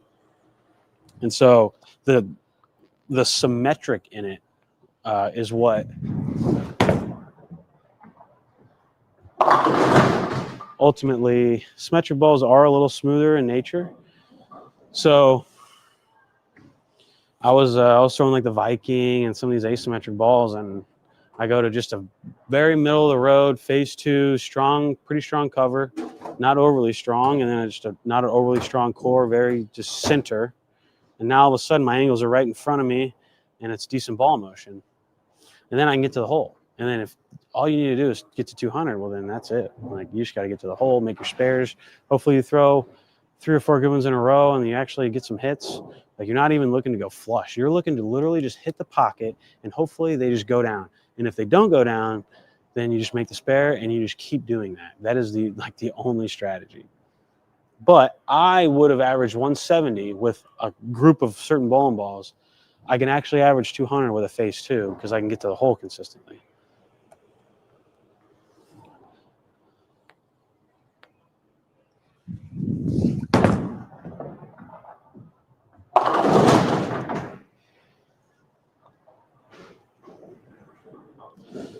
Phase 2 Pearl today, yes.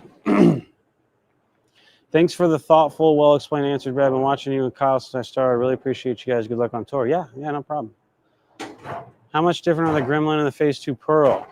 Both to be in the bag. Oh, yeah, the Gremlin's asymmetric. That's a pretty big engine. It likes to read the mid lane, pretty good front to back. It's got a pretty big hook window. The Phase 2, like I was saying, it's symmetric. It's not as strong in the mid lane. It's going to provide a much more round shape. In some buildings, you just need pearlized covers. In some buildings, you want a little solid cover, and then the face, now you got both of them.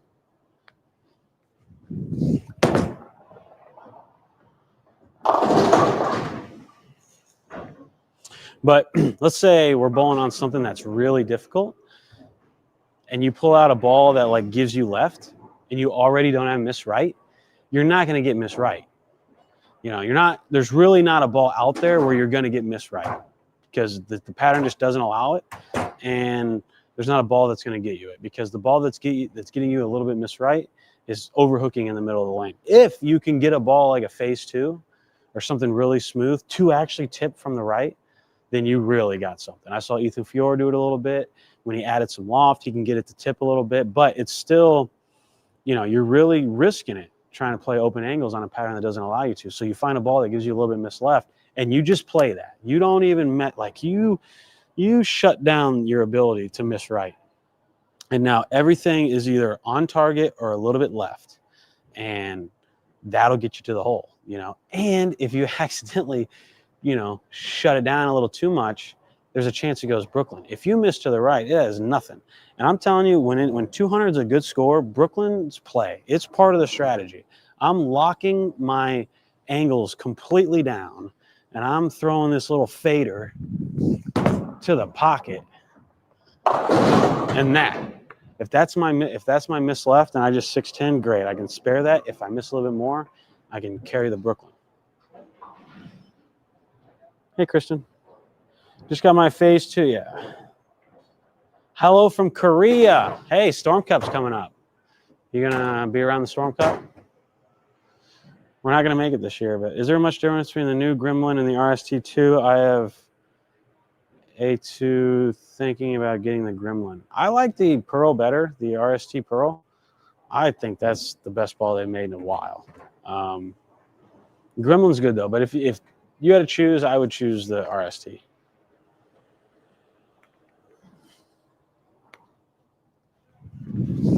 In fact, that little so they released the RST Pearl, and then they released the Equinox Solid. And then there was one more, maybe the Phase 2 Pearl. And then they got another one coming out. But that 3 or 4 ball stretch was really good. I mean, RST Pearl, Equinox Solid cover, asymmetric. You know, both those are pretty strong. Phase 2 Pearl is a ball down from either of those. So they and then, of course, you got the Ion Pro Solid. That should stay around for a while. That's a little bit less flare. You're going to notice it's not going to be as strong. And it's nice to have a solid cover bowling ball that doesn't flare that much. You really notice a difference when you're going from like one strong ball to the next that like flares, and you're kind of struggling, and then you go to a ball that doesn't have a lot of differential, it doesn't flare a whole lot. There's a big difference in ball reaction there. It's pretty significant. And at that point, you just, you know, you need to make sure the ball is still rolling and hooking, because if it goes too straight, then it's going to be difficult to really do a whole lot with it.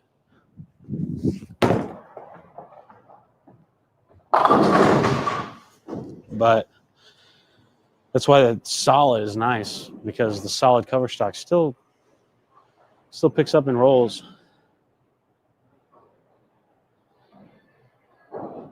I'm picking up the rest of my arsenal today for Team USA trials.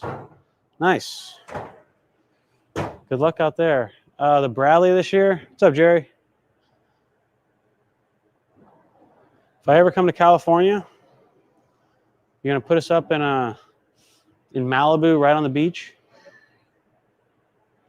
we went to Redlands.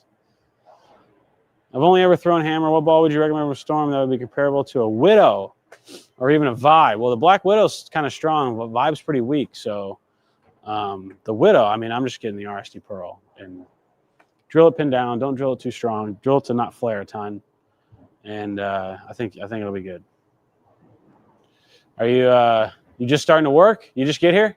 I've been here. I just said hello. I didn't see you sneak in. Yeah. Yep. Okay. Everything you need? Yeah, I'm good, brother. Are you leaving? Been here. Okay. Well. Time to bowl, but I just don't have it in it anymore. I'm just worn out. Do you normally bowl on Friday nights? No. No? I mean, it is a little nuttier out here, too. But some nights, yeah? Sometimes. But, just run it. I'll run it all day. Yeah. I feel like going another hour. Especially when it's busy.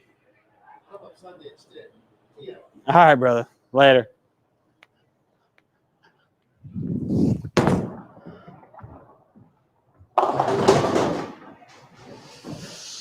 Caleb Williams, man. What in the world?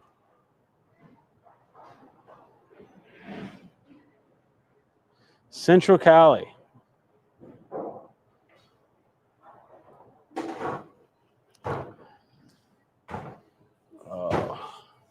Come to Connecticut. Well, we're coming to Allentown. We are going to Rochester this year and Portland, Maine.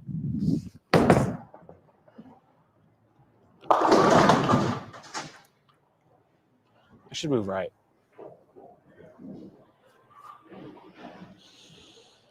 I don't have a tournament this weekend, but it's a tournament in Pennsylvania next weekend, and then holiday doubles the weekend after that. Holiday doubles, man. It's a fun tournament here in St. Louis, in Missouri. All right, we're moving right. Oh.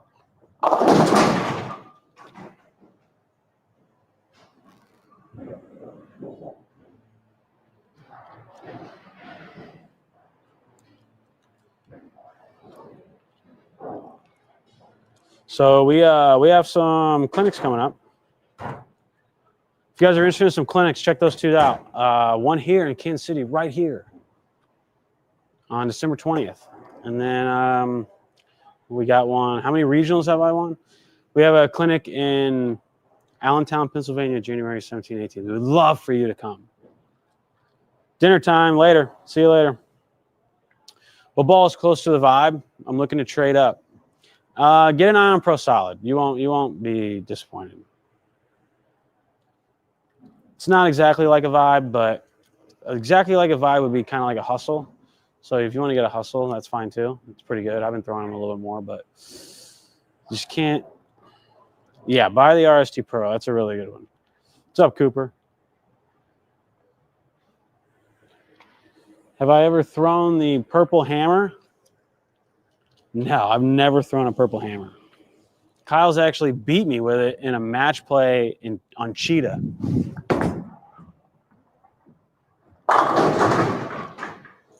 Came down to game 5. I needed a strikeout in the 10th. Choked it off.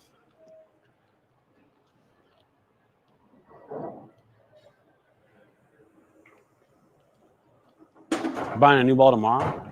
There you go. What pattern would you say is better for long-term practice? High volume and pattern has lots of hold in the middle. Practice on Wall Street and V2, and it cliffs hard. I don't know. I think you can practice on anything. Just make sure that you're practicing your speeds.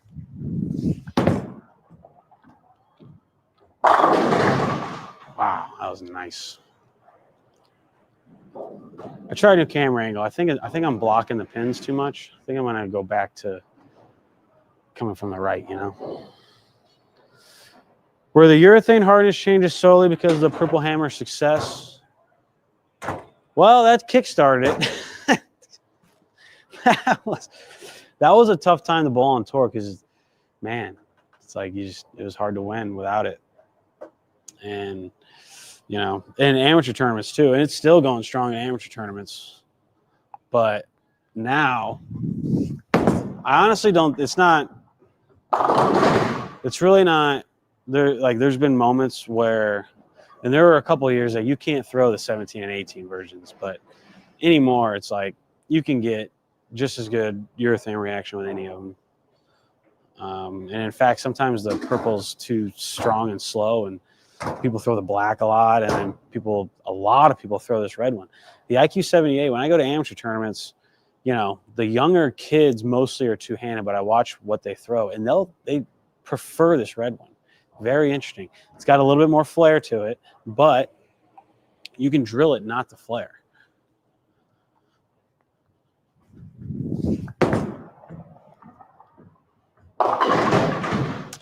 But there's always, it kind of seems tough to gain a big advantage with reactive right now because, it only gets thrown, you know, it only gets thrown so often. It gets thrown maybe half the games, maybe. And there's a bunch of different reactives to throw. So you go to different ones, and, you know, there's not one, there's ones that stand out for sure.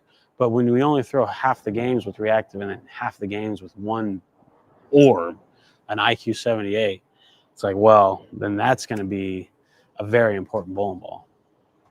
So if you don't throw much urethane, then when the times where it's really good, then you're really at a disadvantage.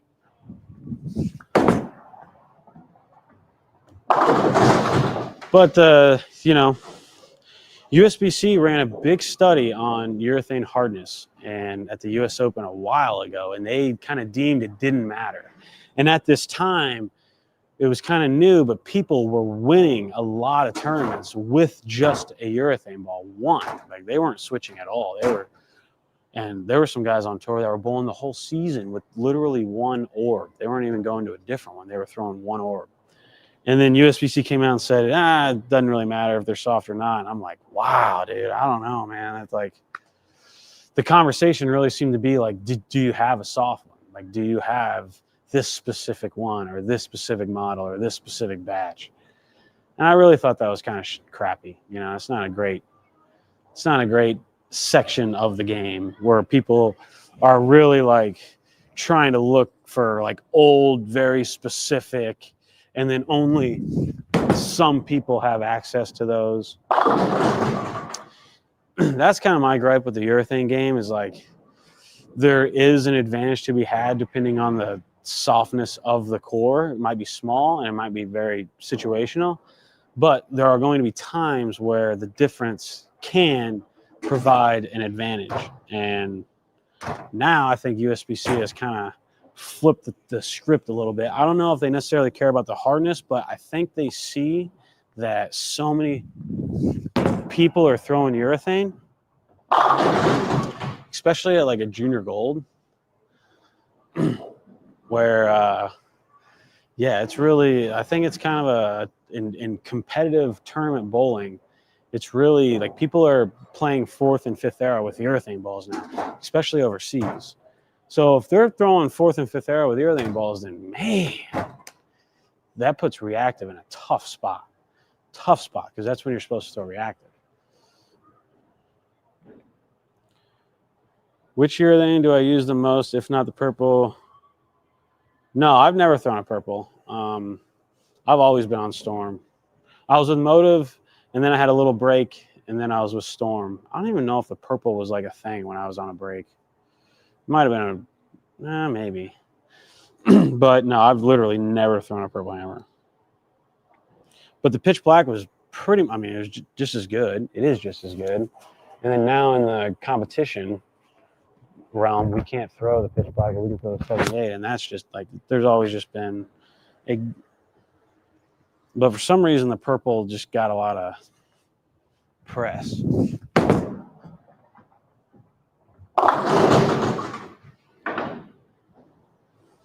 And also, you know, there was a fine line there. I mean, those couple years, you know, it's public record that they kind of knew they were soft. So the whole urethane gig is just kind of tough in that regard.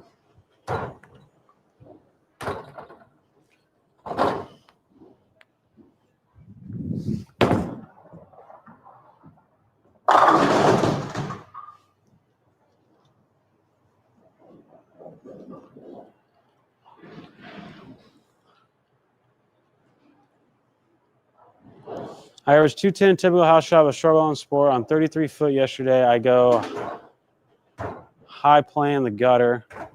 Adding speed makes it earlier, and a 2-1 move makes it 3-pin. What's the right adjustment? Yeah, you're way too far right, and you're throwing it way too hard. You have to develop a soft, smooth, slow, nothing to it shot like that. And look, it does just fine. But you're not going to be able to hook the ball unless you really teach yourself a bottom gear, very bottom gear.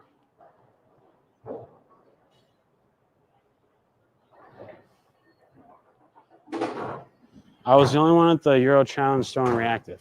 Yeah, that's what I'm saying, you know. Watching this journey about urethane to go from they were winning a lot of tournaments to now it gets thrown every pattern it gets thrown.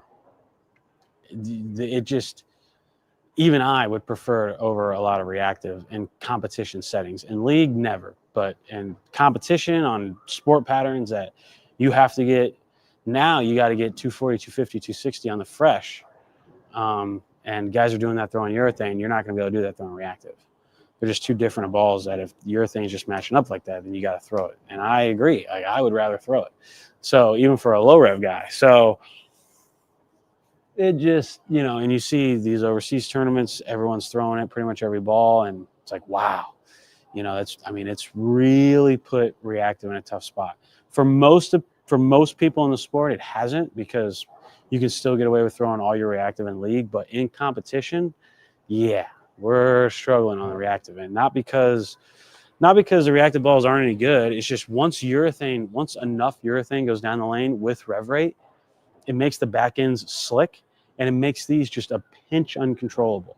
And most people, you just get really far left from that initial laydown area with urethane, and you slow wheel it with a reactive ball, and then you just kind of pick the reactive ball you like the most, and that's kind of the deal.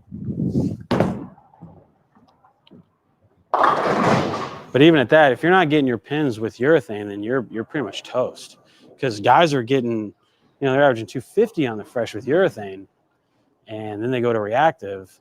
And if you're not unbelievable at hooking the ball like some of these guys are, and you don't get your pins with urethane, then you're not going to get your pins. You're not going to catch up. So you're basically forced into urethane once people start throwing it. I was the only one, yeah. Hey, Brad, if my idle Helios isn't matching my game, keeps checking up through the face no matter how much I move left, and increasing my ball speed isn't working, what should I do? I'm one-hander 300. Oh, if you're one-handed 300 and the idle Helios is hooking too much, that's not a ball thing. You're one-handed 300. Your ball should never be hooking too much. There's got to be people in the league that have higher rev rates than you that don't have that problem, or else everyone in the league would have that exact same problem, which they might. But are there slots? There are slots in Pennsylvania, yes.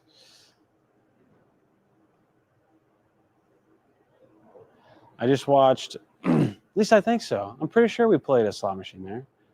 Pretty sure. I bowl regular style, no spins at all. I was wondering every time I throw it goes to the left. Why is that? Your shoulders and hips are just closed. You got to keep this right shoulder back and, you know, somehow get this hip open. Yeah, Kyle's impersonation fresh. Yeah, that was a good one. Oh, no. 0 minutes remaining. All right. I don't want to get my ball stuck. All right, guys. I'm gonna get out of here. Hope you guys enjoy your Friday night. I'm going to put a link. We have 25% off everything. So merch, just go to bradandkyle.com for merch. And we'd love for you to buy some stuff, buy some jerseys, having a great sale. H5G is our sponsor in that regard. And 25% off all of our coaching products. So Master of the Lane, I'll put that link in here. That is where are we at?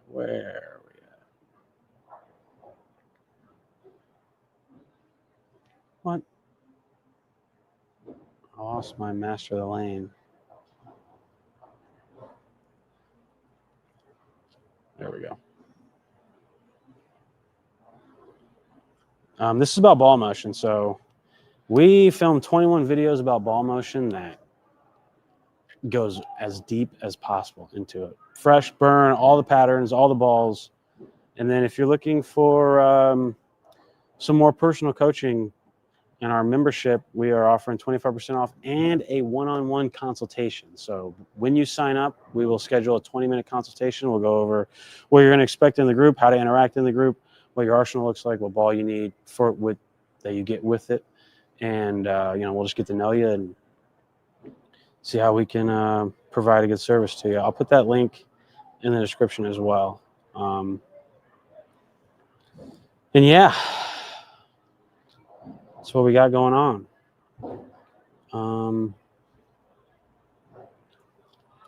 Let me find it. Here you go.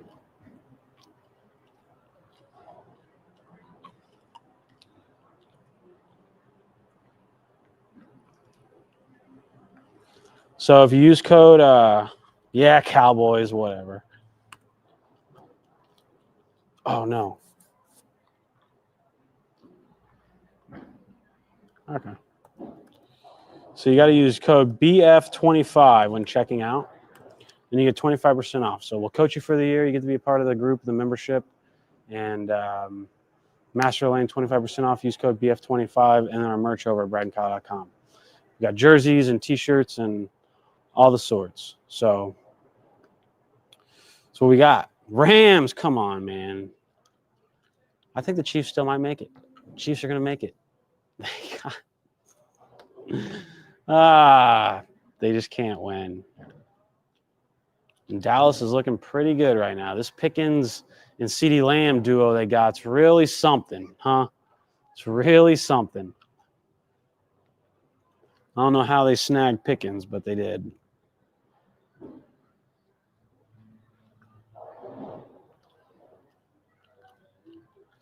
All right, guys. Well, you have a great weekend. I might be back live tomorrow. I might be throwing some shots tomorrow. I might hook up with you guys and hang out a little bit. If not, I'll probably be live Sunday. If not, I'll be live Monday. How many games do you typically get out of a bowling ball before you retire it? I don't know. 50 to 60.